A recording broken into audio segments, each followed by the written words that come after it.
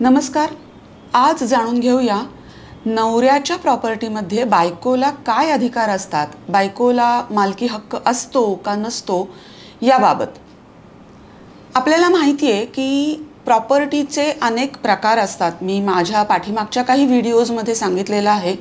माझ्या चॅनलला भेट द्या. माझे सगळे व्हिडिओज तुम्ही एकदा पहा की ज्याच्यामध्ये मी सांगितलं होतं की काही प्रॉपर्टीज ह्या अशा असतात, आपण जेव्हा हिंदूंच्या विषयी बोलतो त्यावेळेला, की ज्याला आपण कोपार्सनरी प्रॉपर्टी म्हणजे वडिलोपार्जित प्रॉपर्टी असं म्हणतो. आणि बाकीचे धर्म असू देत किंवा वडिलोपार्जित प्रॉपर्टी व्यतिरिक्त हिंदूंच्या बाबत दुसरी कुठली प्रॉपर्टी असू शकते, तर जी स्वतः खरेदी केलेली असू शकते किंवा जी सक्सेशननी वारसा हक्कानी आलेली असू शकते. आणि अशी प्रॉपर्टी की जी कोणाकडनं तरी गिफ्ट मिळाली आहे, कोणीतरी रिलीज केली आहे अशा पद्धतीनं. तर अशा पद्धतीनं वेगळ्या वेगळ्या पद्धतीनं एखादी व्यक्ती कुठल्याही प्रॉपर्टीची मालक होऊ शकते. मी जेव्हा प्रॉपर्टी असा शब्दप्रयोग करते तेव्हा एक लक्षात घ्या की याच्यामध्ये स्थावर मिळकत म्हणजे जमीन जुमला इमूवेबल प्रॉपर्टी, तसंच मूवेबल प्रॉपर्टी म्हणजे ज्याला आपण रक्कम म्हणू बँक अकाउंट्समधली, किंवा सोन्या चांदीचे दागिने म्हणू, किंवा दुसरी एखादी किमती जी वस्तू असते गाड्या वगैरे, असं जे आहे त्या सगळ्याचा समावेश होतो प्रॉपर्टी या शब्दामध्ये. तर अशा पद्धतीनं वेगळ्या वेगळ्या प्रॉपर्टीची वेगळ्या वेगळ्या मिळकतीची मालकी ही माणसाकडे आलेली असते, मग ती स्त्री असो अथवा पुरुष असो. पण आपल्याला शंका असते, ती सगळ्यात महत्त्वाची मोठी शंका अशी असते, ती म्हणजे नवऱ्याच्या प्रॉपर्टीमध्ये त्याच्या पत्नीला त्याच्या बायकोला काही हिस्सा असतो का नसतो. कारण अजूनही आपण बऱ्याच ठिकाणी पाहतो की खूपदा प्रॉपर्टी ही नवऱ्याच्या नावाने घेतलेली असू शकते, किंवा जर ती त्याची वडिलोपार्जित प्रॉपर्टी असेल तर ती त्याच्या नावाने असू शकते. आजकाल बऱ्याच ठिकाणी आपल्याला असं दिसतं की कुठलीही प्रॉपर्टी खरेदी करताना ही नवरा बायको एकत्र नावाने खरेदी केली जाते. तर असे जे काही वेगळे वेगळे सिच्युएशन्स आहेत त्यामध्ये बायकोच्या अधिकारांविषयी काय, तर सगळ्यात पहिल्यांदा जाणून घ्या, अजून तरी भारतामध्ये असा कुठलाही कायदा नाही की ज्यामुळे बायकोला नवऱ्याच्या प्रॉपर्टीमध्ये ऑटोमॅटिकली अधिकार मिळेल.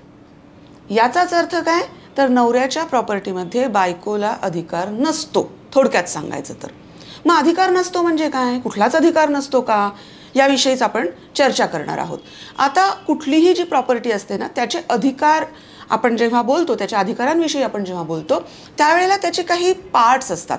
आणि त्या पार्ट्सपैकी सगळ्यात दोन जे महत्त्वाचे पार्ट्स असतात, एस्पेशली आपण जेव्हा घराविषयी बोलतो त्यावेळेला पहिला भाग असतो तो म्हणजे मालकी हक्क.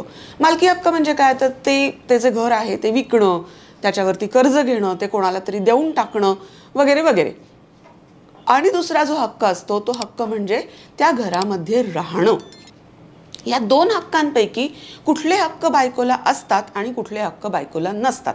तर मी मगाशी सांगितलं तसं बायकोला कुठलाही मालकी हक्क नवऱ्याच्या मालकीच्या प्रॉपर्टीमध्ये नसतो. मग ती प्रॉपर्टी त्याला वडिलोपार्जित मिळालेली असू देत, ती प्रॉपर्टी त्याला वारसा हक्काने मिळालेली असू देत, ती प्रॉपर्टी त्यांनी स्वतः खरेदी केलेली असू देत, किंवा त्याला कोणाकडनं गिफ्ट किंवा रिलीजद्वारे मिळालेली असू देत.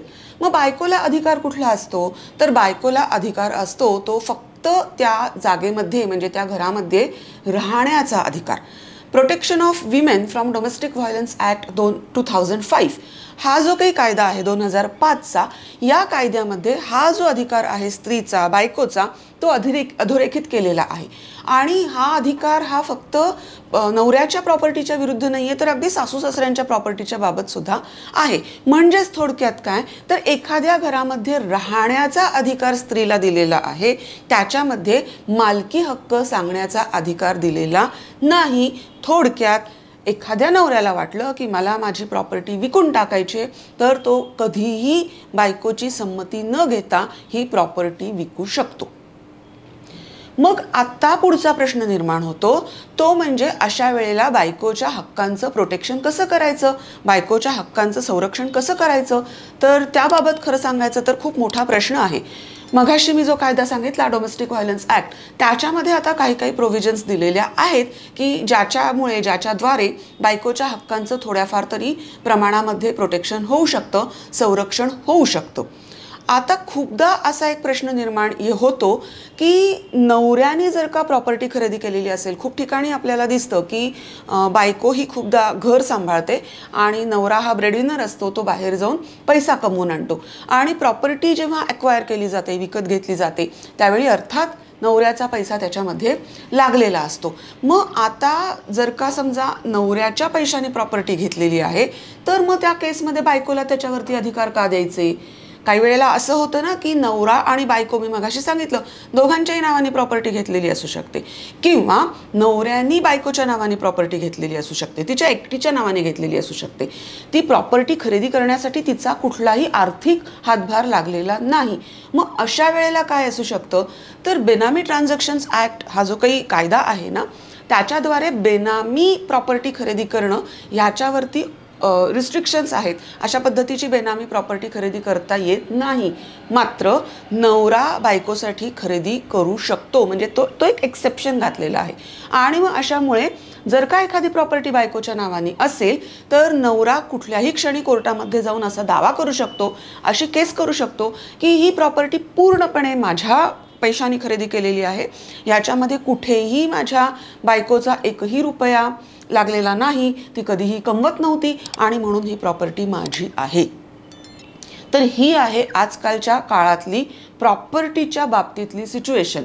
ती प्रॉपर्टी जर बायकोच्या नावाने असेल, त्याच्यामध्ये बायकोचा निम्मा जरी अधिकार, नाव घातलेला असेल, तर आणि तरच तिला थोडेफार तरी अधिकार मिळतात. ते थोडेफार अधिकार सुद्धा जे आहेत ते मी आत्ता सांगितलं तसं नवऱ्याने जर का हा असा डिक्लरेशनचा दावा दाखल केला, तर त्याच्यामध्ये कोर्ट काय निर्णय देईल हे आपण सांगू शकत नाही. त्याच्यामध्ये नवऱ्याच्या बाजूने निर्णय होण्याचे चान्सेस असतात. या सगळ्या पार्श्वभूमीवरती आत्ता एक 2023 साली जून 2023मध्ये एक जजमेंट आलेलं आहे. कन्नयन नायडू वर्सेस कमशाला अम्माल 2023 मधलं मी सांगितलं तसं हे जजमेंट आहे, मद्रास हायकोर्टचं, 21 जून 2023चं. ह्याच्यामध्ये ह्याच गोष्टीवरती चर्चा झाली की जर नवऱ्याच्या मालकीची प्रॉपर्टी असेल तर त्याच्यामध्ये बायकोला अधिकार आहे का नाही आहे. तर याच्यामध्ये हायकोर्टाने असं सांगितलं की ज्या वेळेला नवरा म्हणतो की ही प्रॉपर्टी मी खरेदी केली, माझ्या पैशाने खरेदी केली आणि माझ्या बायकोचं त्याच्यामध्ये कुठल्याही पद्धतीचं योगदान नाही, तर खरंच योगदान नाही आहे का? तर असं आपण प्रत्येक केसमध्ये म्हणू शकत नाही. असं का नाही आपण म्हणू शकत? तर कित्येक केसेस अशा असतात की जिथे ती जी स्त्री आहे ना, तिनं तिचं करिअर सोडलेलं असतं आणि ती घरामध्ये बसून तिच्या मुलाबाळांच्याकडे लक्ष देत असते, ती घरातली सर्व जबाबदारी उचलत असते. मग अशा सिच्युएशनमध्ये दोन गोष्टी घडतात. पहिली गोष्ट अशी घडते की त्या स्त्रीला तिनं जर का नोकरी केली असती तर तिला जे काही उत्पन्न मिळालं असतं ते उत्पन्न तिला मिळत नाही आहे आणि म्हणून ती स्वतःची प्रॉपर्टी नाही घेऊ शकते. अदरवाईज तिनं स्वतःची प्रॉपर्टी घेतली असती. हा एक भाग झाला. दुसरा भाग असा असतो तो म्हणजे आपण जेव्हा घरातली कामं म्हणतो त्यावेळेला घरातल्या कामांची किंमत होत नाही. स्वयंपाक पाणी असेल, घराची स्वच्छता असेल, मुलाबाळांचं आजारपण असेल, ह्या ज्या काही सगळ्या गोष्टी असतात ना, ही जी टिपिकल केस आहे, या टिपिकल केसमध्ये, या पर्टिक्युलर केसमध्ये नवरा भारतात राहत नव्हता आणि बायको मात्र भारतात राहत होती आणि नवरा बाहेरच्या देशी राहून काम करत होता. तर मग कोर्टाने काय सांगितलं की नवरा बाहेरच्या देशी राहून काम का करू शकला अत्यंत शांत मनाने? तर बायको हे सगळं इथे भारतात राहून मॅनेज करत होती. ह्या सगळ्या मॅनेजमेंटसाठी जर नवऱ्याला कामाला माणसं लावावी लागली असती, स्वयंपाकी असू देत किंवा मुलांची काळजी घेणं असू देत, तर या सगळ्याची त्याला किती कॉस्ट द्यावी लागली असती. या सगळ्याची त्याला जी काही कॉस्ट द्यावी लागली असती ती लक्षात घेतली तर ती कॉस्ट त्याची एका प्रकारे सेव्ह झाली आहे, ती कॉस्ट त्याची एका प्रकारे वाचली आहे आणि म्हणून हे जे काही सेव्हिंग आहे ना त्याचं झालेलं, त्यालाच आपण म्हणू शकतो हे त्याच्या बायकोचं कॉन्ट्रीब्युशन त्याच्या प्रॉपर्टीमध्ये.